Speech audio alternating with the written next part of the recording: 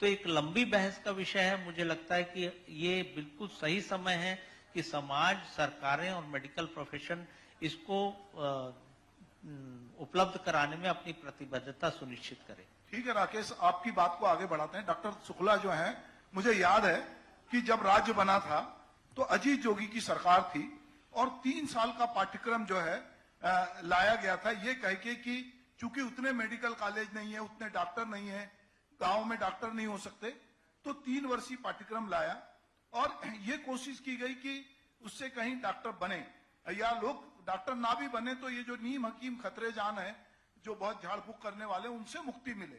पर बाद में उस मॉडल की पहले तो सराहना हुई और डॉक्टर साहब बाद में बंद हुआ। आप उस समय हेल्थ में थे, तो ये क्या जिसकी बात अभी राकेश कह रहे हैं कि इलाज गरीब आदमी तक पहुंचे, गांव तक पहुंचे। अभी हम देख रहे हैं कि जो मेडिकल कॉलेज, चलिए हम छत्तीसगढ़ की बात करते हैं, तो 10 मेडिकल कॉलेज सरकारी और 3 प्राइवेट।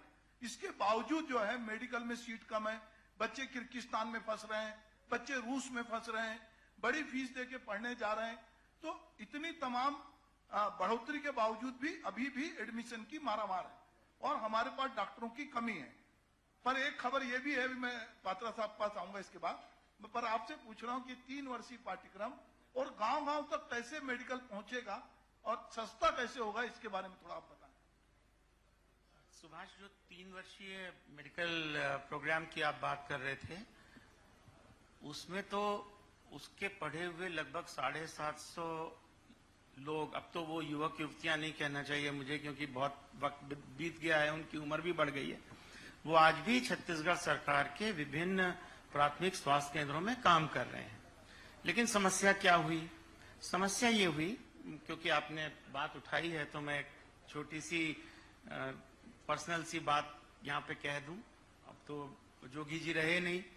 जब ये बात उठी थी तो शुरू में तो मैंने भी उनसे कहा था कि मुझे ये ठीक नहीं लग रहा है, और हमारे जितने डॉक्टर फ्रेंड्स बैठे हुए हैं, मैं तो बड़े लंबे समय तक केस लड़ता रहा उनके खिलाफ, और मेरे ख्याल से मैंने सुना है शायद फिर कुछ केस वेस के बारे में बात चल रही है। लेकिन जब मुख्यमंत्री जी ने ये आदेश किया कि नहीं ये तो होना ही है, तो मैंने उनसे एक छोटा सा अनुरोध ये किया था कि अगर आप इसको खोल ही रहे हैं तो इसको आप खोलिए सरकारी क्षेत्र में। लेकिन उन्होंने बात मानी नहीं और 6 उस समय खोले गए, 6 प्राइवेट में खोले गए। मैंने कहा कम से कम एक जगदलपुर तो सरकारी हो जाने दीजिए, उन्होंने वो भी नहीं किया। अब 3 लाख रुपए की फीस दी। जो 3 लाख रुपए की फीस देकर के पढ़ के निकलेगा वो जनता की सेवा करने नहीं जाएगा, वो पहले अपने 3 लाख रुपए वसूल करेगा। तो हमने जो नीति बनाई वो नीति सेवा की थी या वो नीति निजीकरण की थी, ये तो एक विचार की बात है। जो आप मेडिकल कॉलेजेस अभी की बात कर रहे हैं, अब छत्तीसगढ़ में जब हम लोग पढ़ा करते थे, राकेश भी मेरे साथ पढ़ते थे, तो हम लोग एक मेडिकल कॉलेज था पूरे छत्तीसगढ़ में। पूरे मध्य प्रदेश में 6 मेडिकल कॉलेज थे। आज छत्तीसगढ़ में अभी हम लोग गिन रहे थे कितने, 11-12 मेडिकल, 10 मेडिकल कॉलेज। और मतलब कभी कभी एक मैंने कभी जोक सुना था कि डॉक्टर साहब कहाँ रहते हैं, तो पता चला वो पुलिया के नीचे वाले या वो उस गली के कोने वाले। अब आप कहीं एक डॉक्टर बोलेंगे तो वो 10, 20, 25 डॉक्टर तो आपको एक ही गली के अंदर मिल जाएंगे। तो डॉक्टरों की कमी है या सेवाभावी डॉक्टरों की कमी है या गांव में जाने वाले डॉक्टरों की कमी है, ये हमको सोचना पड़ेगा।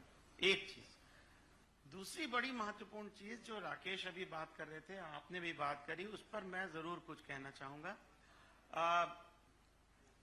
राकेश ने कहा हेल्थ इंडस्ट्री, हॉस्पिटल इंडस्ट्री, तो इंडस्ट्री है या सर्विस है, सेवा है या उद्योग है? अगर उद्योग है तो बिजनेस है, और बिजनेस है तो प्रॉफिट है, प्रॉफिट नहीं तो बिजनेस नहीं हो सकता।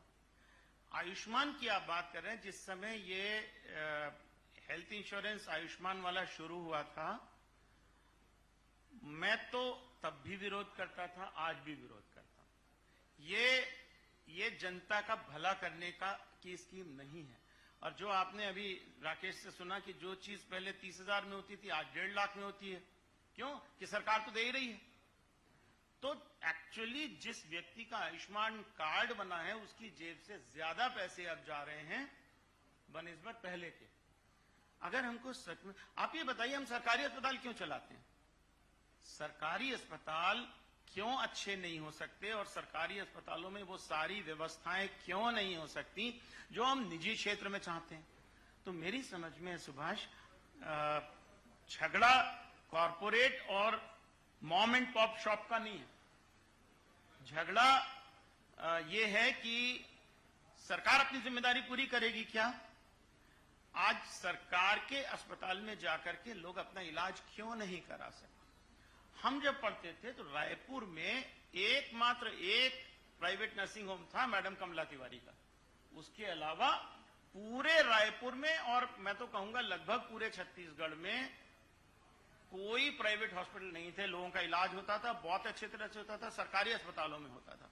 और आज जो सरकारी अस्पताल में डॉक्टर काम करते हैं वो मरीजों को अपने साथ प्राइवेट में ले जाते हैं, क्योंकि सरकारी अस्पताल में अगर इलाज करेंगे तो कमाई तो होगी नहीं, प्राइवेट में ले जाएंगे तो कमाई होगी। फिर आपने जो भी नियम बनाए, कड़े बनाए, जो बनाए, आपने कहा कि साहब फायर का सर्टिफिकेट लो, बिजली का सर्टिफिकेट लो, बायोमेडिकल वेस्ट करो, ये करो, वो करो, हजारों चीजें आपने करी। राकेश तो आईएमए के अलावा हॉस्पिटल बोर्ड के प्रेसिडेंट पता नहीं आजकल हैं कि नहीं। तो राकेश से मेरी बड़ी इस पे बहस होती रहती थी जब मैं सरकार में काम करता था। सवाल ये पैदा होता है कि ये सब चीजें जरूरी हैं, लेकिन ये सब चीजें फ्री की नहीं है। और अगर फ्री की नहीं है तो जो अपने अस्पताल में ये चीजें लगाएगा वो उसका पैसा कहीं से तो वसूल करेगा। किससे वसूल करेगा? मरीज से वसूल करेगा। और मरीज से वसूल करेगा तो आप ये सोच के देखिए कि अगर मैं अपना पैसा बैंक में रखता हूं तो आज की तारीख में बैंक में पैसा रखने में कम से कम मुझे 6% ब्याज मिलेगा। एफडी किया तो और ज्यादा मिलेगा। अगर मैंने शेयर मार्केट में लगा दिया तो 15-20% का मेरे को प्रॉफिट होगा। तो मैं अस्पताल में क्यों लगाऊं? एफडी क्यों ना कर लूं? अस्पताल में लगाऊंगा तो मैं उम्मीद करूंगा मुझे 25-30% का प्रॉफिट हो। और प्रॉफिट कहां से आएगा? वो उस मरीज की जेब से ही आएगा। तो मेरा तो बहुत स्पष्ट ये मानना है, हम किस दिशा में जा रहे हैं हमको सोचना पड़ेगा। हम यूएस, सिंगापुर, ऑस्ट्रेलिया इसकी ओर जा रहे हैं या हम इंग्लैंड की तरफ जा रहे हैं जिनसे हमने लोकतंत्र भी सीखा है, जिनसे हमने अपने संविधान की बहुत सारी बातें सीखी है। आखिर ये बताइए कि आज ब्रिटेन में आज भी जो नेशनल हेल्थ सर्विस है उसमें सारे लोग सरकारी अस्पताल में इलाज कराते हैं, कोई प्राइवेट कॉर्पोरेट हॉस्पिटल वहां पे नहीं है। तो क्या ब्रिटेन पीछे चला गया? हमको ये समझना पड़ेगा कि ये सारी चीजें प्राइवेटाइज कर देने से अच्छी नहीं हो जाएंगी। हमको एनएचएस को स्टडी करना चाहिए, हमको सरकारी अस्पतालों को अच्छा करना चाहिए। और आखिरी में एक छोटी सी चीज कहना चाहता हूं, बहुत दिनों से बात चल रही है यूनिवर्सल हेल्थ कवरेज की, यूएचसी की बात हम लोग करते रहते हैं। 3 चीजें होती हैं उसके अंदर। पहली चीज होती है यूएचसी में फ्री डायग्नोस्टिक, कि सारा डायग्नोसिस फ्री हो। अब फ्री कैसे होगा? अगर प्राइवेट में एमआरआई है, प्राइवेट में सीटी स्कैन है, प्राइवेट में सब कुछ है तो फ्री नहीं होगा। और सरकारी अस्पताल में जो लग रहा है, अब PET scan Raipur medical college में पिछले कम से कम कितने साल पहले लगा था राकेश? मेरे ख्याल से 2018 से खराब नहीं पड़ा है, मतलब खराब नहीं पड़ा, इसलिए नहीं चालू हो पा रहा है कि उसको लगाने वाला जो है वो तय करेगा कि कितनी फीस लेगा। तो सरकारी अस्पताल में पेट स्कैन लगा हुआ है, चालू इसलिए नहीं हो रहा है क्योंकि फीस के ऊपर बात अटकी हुई है। सरकारी अस्पताल में भी फ्री नहीं, तो फ्री डायग्नोस्टिक, फिर फ्री ट्रीटमेंट, इलाज फ्री हो, फीस ना देनी पड़े। तो आपने कहा कि हम आयुष्मान में करा देंगे। आयुष्मान में एक सबसे बड़ी प्रॉब्लम यह है कि ओपीडी का कोई इलाज आयुष्मान में फ्री होता नहीं है। आयुष्मान में तभी इलाज होगा फ्री जब उसको आपने भर्ती कर लिया। नतीजा यह है कि भर्ती करने की जरूरत हो या ना जरूरत हो, आप उसको 2 दिन 3 दिन भर्ती करके रखिए, तभी तो फ्री होगा। तो भर्ती कर लिया, 2-4 आईवी लगा दिए, 2-4 स्टेरॉइड लगा दिए और ये काम आपका हो गया। और तीसरी बड़ी चीज है फ्री मेडिसिन, मुफ्त की दवा भी होनी चाहिए। Free diagnostic, free medicine, free treatment. कैसे होगा अगर आप प्राइवेटाइज करेंगे? तो प्राइवेटाइज आप करेंगे, कितना भी आप आयुष्मान कर लीजिए, कितना भी कुछ कर लीजिए, प्रॉफिट का अगर मोटिव है तो सर्विस का मोटिव नहीं हो सकता। तो सुभाष, ये डॉक्टर की कमी नहीं है लेकिन सेवा की कमी, ये मेरा। Thank you. आपने कहा कि डॉक्टर की कमी नहीं है। पात्रा साहब, मैं एक बात जानना चाहता हूं, आप आयुष के कुलपति हैं, आपकी डिग्री में बॉन्डेड क्यों लिखा रहता है? आप जो डिग्री देते हैं तो आप किसी की डिग्री को बॉन्डेड क्यों करते हैं?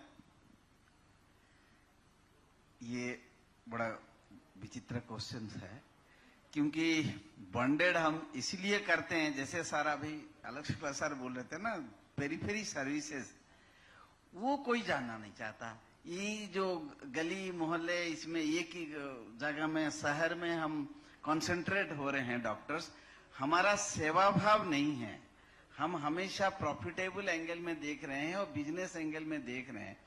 इस वजह से सरकार को ये महसूस हुआ मेरे ख्याल से, जे मतलब बच्चे हमारा जा नहीं रहे हैं, मतलब डॉक्टर्स, तो उनको एक कंपल्सन किया जाए, इतना साल ग्रामीण सेवा करने के बाद आपको ये मिलेगा। मेरे के सर का समय में मैं ही OIC था सर, वो 3 साल सर्विस करोगे तब पीजी का एलिजिबल होगा। उस समय 2001-2-3 में उस समय आया था, और ये कंपल्सन हम लिए और लीगली हम हार गए, तो फिर हम उसको रिवर्ट करना पड़ा, क्योंकि हमारा उद्देश्य ये पेरीफेरी जाने का डॉक्टर्स का, क्योंकि हमारा जो लैकिंग आज देखा जा रहा है जो डॉक्टर्स में, क्योंकि एक्सपेंसिव इतना हो रहा है पढ़ाई लिखाई, जो भी प्राइवेट में कॉर्पोरेट में पढ़ रहा है वो तो पैसा कमाने की चाहेगा ना, तो गांव में जाके सर्विस कहाँ देगा? वो तो बिजनेस, जो आप आजकल कॉर्पोरेट वर्ल्ड में जो हमारा मेडिकल फील्ड को कॉर्पोरेट वर्ल्ड में ले लिया गया है, तो इसलिए कॉर्पोरेट वर्ल्ड के हिसाब से उसके बस प्रॉफिट ही देखेगा, और गांव कैसे जाएगा? इसी उद्देश्य से बॉन्ड किया गया, इसीलिए बॉन्ड करना पड़ रहा है, गांव जाना पड़े, यही है। तो लोग गांव, कई बार मैं लोगों से बात करता हूं कि वो गांव नहीं जाना चाहते, तो कहते हैं कि गांव में बुनियादी सुविधाएं जो हैं, यस बिल्कुल, वो कहते हैं कि है नहीं, और हम गांव जाने के लिए तैयार हैं अगर आप बुनियादी सुविधाएं हमको उपलब्ध कराएं। ये बात बिल्कुल बिल्कुल सही है सर। ये तो मैं अपने एक्सपीरियंस शेयर कर रहा हूँ। मैं 96 में एज ए मेडिकल अफसर में ज्वाइन किया था बालाघाट सिवनी में, तो मेरा जो वही जो था, जो सिस्टर्स है, बाकी डॉक्टर्स है, वो कोई नहीं रहते थे, मैं ही एक डॉक्टर्स जो हॉस्पिटल की एक रूम में रहता था, क्योंकि हमारा इंफ्रास्ट्रक्चर जो फैसिलिटीज नहीं है। मैंने साथ भी शायद उस समय भी हम लोग चर्चा कर रहे थे, सभी पेरीफेरी हॉस्पिटल में there should be one boundary and there should be एक क्वार्टर, एक हॉस्पिटल बिल्डिंग होना चाहिए, नर्सेस के रहने की जगह होना चाहिए, उसके बाद मिनिमम फैसिलिटीज होना चाहिए। ये वजह सभी डॉक्टर जाएंगे, कोई मना नहीं करेंगे। तो फिर मैं उम्मीद करता हूं कि आप सरकार को ये सुझाव देंगे कि बॉन्डेड हटाओ और बुनियादी सुविधाएं पहले विस्तारित करो, ताकि फिर डॉक्टर गांव में जाएं, नहीं तो बेचारे डॉक्टर जो है वो डिग्री में बॉन्डेड लिखा रहेगा और वो फंसे रहेंगे। बिल्कुल सर। डॉक्टर विप्लव कुछ कहना चाहते हैं? मैं डॉक्टर एक आपसे लास्ट बात करना चाहता हूं। अभी जो है आपसे हमने बातचीत की, ये जो अंगदान होता है, जो बहुत दिक्कत होती है, लोग बहुत सारी चीजों के लिए, ट्रांसप्लांट के लिए यहाँ वहां भटकते हैं, इसकी प्रक्रिया या इसके प्रति समाज में उस तरह की अवेयरनेस नहीं है। आप उस प्रोसेस से कहीं गुजरे हैं, तो मैं ये जानना चाहता हूं कि ये क्या है, मतलब किस तरह की चीजें, जटिलता है?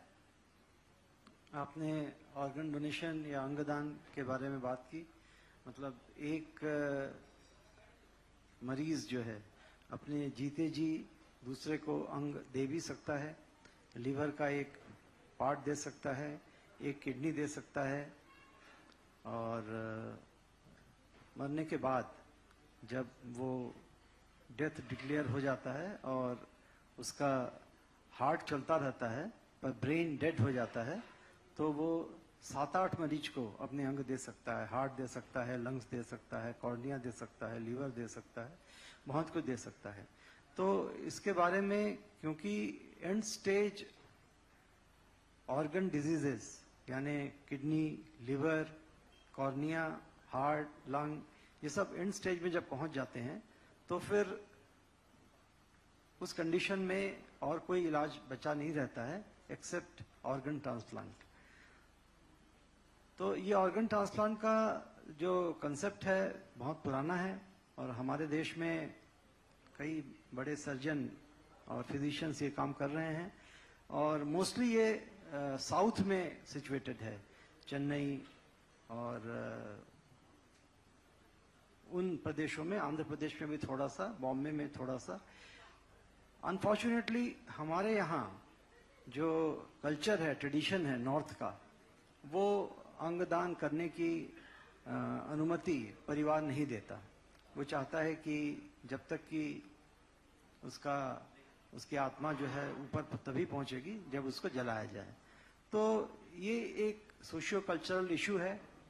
और दूसरा एक फैक्टर है कि जो ऑर्गेनाइजेशन अंगदान को प्रोत्साहित कर सकते हैं, ऐसे संगठनों की भी नॉर्थ में हमारे यहाँ भी कमी है। पर अभी देखा जा रहा है कि रायपुर के कुछ बड़े अस्पताल अंगदान कर रहे हैं। और हर इंसान को ये सोचना चाहिए कि मरने के बाद मेरा शरीर किसी के काम आए। तो ये जब एक पूरी सोसाइटी में एक कंसेप्ट डेवलप होगा, जैसे कि सेवा भाव सिर्फ डॉक्टर में क्यों आए, सेवा भाव पूरे समाज में क्यों नहीं आए, दूसरे प्रोफेशन के लोग भी सेवा भाव से क्यों ना काम करें, ये एक सवाल उठता है। सिर्फ डॉक्टर से सेवा भाव की उम्मीद करना वो व्यर्थ होगा। एक बिजनेसमैन को भी सेवा भाव होना चाहिए, एक इंजीनियर को भी सेवा भाव होना चाहिए, एक पॉलिटिशियन को भी सेवा भाव होना चाहिए, एक एडमिनिस्ट्रेटर को भी, ऑफिशियल एडमिनिस्ट्रेटर को भी सेवा भाव होना चाहिए। और उस चीज की इस समाज में जहां सबसे बड़ा रुपया है, जहां सबसे बड़ी चीज जो है पैसा है, वो सेवा भाव आ नहीं सकता। एक दिन में नहीं आ सकता, एक साल में नहीं आ सकता। उसके लिए समाज में जो सबसे विपन्न लोग हैं, जो सबसे नीचे के लोग हैं, उनके साथ जोड़ करके काम करना पड़ेगा। और जब ये काम कुछ लोग करेंगे तब सेवा भाव विकसित होगा। तो जैसे कि मैंने कहा, ऑर्गन डोनेशन के लिए भी सेवा भाव चाहिए। जीते जी आप किसी दूसरे को अपना ऑर्गन देके जाएं, तो ये चीजें धीरे धीरे विकसित होंगी शायद, देखते हैं। तो डॉक्टर विप्लव ने आपने कहा कि डॉक्टर में ही क्यों सेवा भाव आए, पर क्या होता है कि समाज में डॉक्टर को जो दर्जा मिलता है तो उतना किसी व्यापारी को, किसी एडमिनिस्ट्रेटर को, डॉक्टर आलोक शुक्ला से हिला रहे, सहमत नहीं है उससे। सुभाष ऐसा है, देखिए ये सब ना बातें कहने सुनने में अच्छी लगती हैं। विप्लव ने जो कहा वो बिल्कुल सही है। और इसीलिए और ये समझ लीजिए कि हमारा पूरा समाज जो है ना, वो सेवा भावी समाज अब रहा नहीं। तो इसलिए हम ये उम्मीद करें कि डॉक्टर अचानक से बहुत सेवा भावी हो जाएंगे, ये उम्मीद करना व्यर्थ है। इसीलिए मैंने जो बात कही थी, ये कहा था कि आप ये इंश्योरेंस से और आयुष्मान से करने की जगह अगर आप NHS टाइप की कोई स्कीम बनाए जिसमें सरकार के अस्पताल हों और सरकारी वेतन पर डॉक्टर काम करेंगे, तो सेवा अपने आप हो। इसका आपको सोल्यूशन कोई बड़ा, आप एकदम अच्छा विचार ऐसा करेंगे साहब हम वैसे बन जाएं और ईश्वर का ध्यान करते रहें, तो उससे नहीं होने वाला। आपको उसके प्रैक्टिकल सोल्यूशन निकालने पड़ेंगे। और प्रैक्टिकल सोल्यूशन यही है कि इंसान की व्यक्तिगत बिजनेस ना हो, सरकारी चीज हो। कॉलेज है, सरकारी कॉलेज कम फीस का होता है, प्राइवेट कॉलेज ज्यादा फीस का होता है। शिक्षा में माफिया नहीं है क्या? शिक्षा में माफिया है, बिजनेस में माफिया है, तो स्वास्थ्य में भी माफिया। बिल्कुल सही बात। तो बहुत बहुत धन्यवाद प्रथा। चलिए, तो कई मुद्दों को लेकर बहुत अच्छे से यहाँ पर बातचीत यहाँ पर हुई है। और ये हमारे इस कार्यक्रम का पहला पैनल डिस्कशन था जिस